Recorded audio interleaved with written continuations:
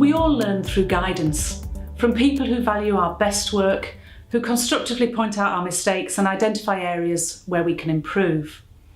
If we want our students to achieve the most benefit from our world-class research and teaching, then they also need that expert guidance and feedback. This is the bedrock of sustained learning and at the heart of any university's practices, for both staff and for students. Good feedback is not only the key to success at university, it's the foundation of a passion for learning and for a lifelong interest in inquiry. Good feedback will enrich a student's life. We've asked a few people to talk about elements of feedback that maximise its benefits to students and invited them to provide a few key pointers that you can incorporate into your own practice.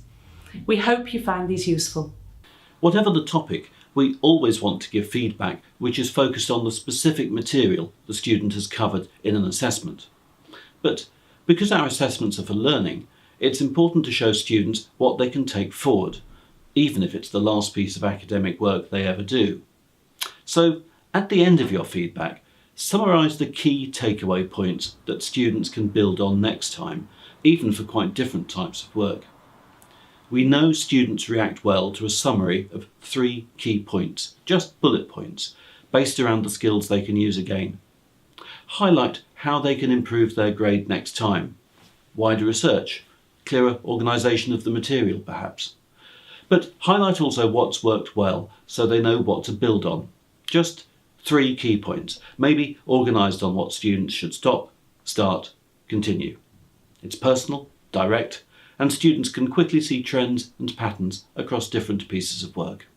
Students would like to know why we got the mark that we did.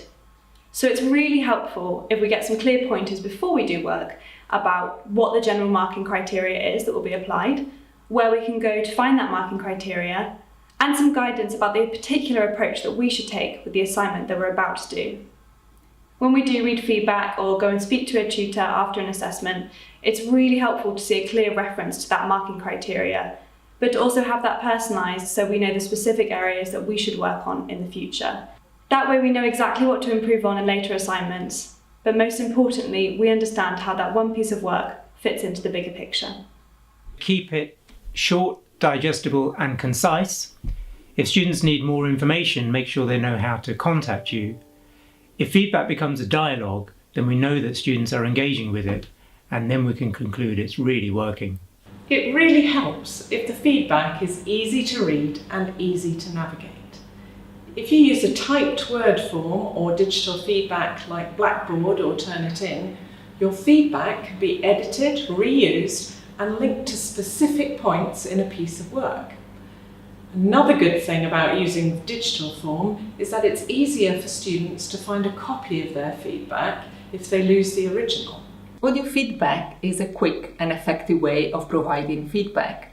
It involves recording an audio file with some comments on the student's work. And while the content of audio feedback is the same as with written feedback, the way of delivering it through speech means that it feels more like a conversation that we're having with our students. Indeed, based on the literature and our own evaluations, students find audio feedback very personable and therefore they engage with it more fully. Audio files are really easy to record from our offices or at home using Replay desktop recorder, which we all have access to. Links to the recordings can then be made available through Blackboard for students to listen to. It's worth remembering that in some disciplines, for example, subjects with clinical, lab or performance-based work, or in subjects where seminars are the norm, feedback is available as direct verbal comments, and we should encourage students to recognise and engage with this form of feedback too. If students are uncertain how to use their feedback or do not understand the comments they are receiving, there are many places that we can refer them to for more help. For example, they can ask the unit director for help as he or she may be able to give further guidance.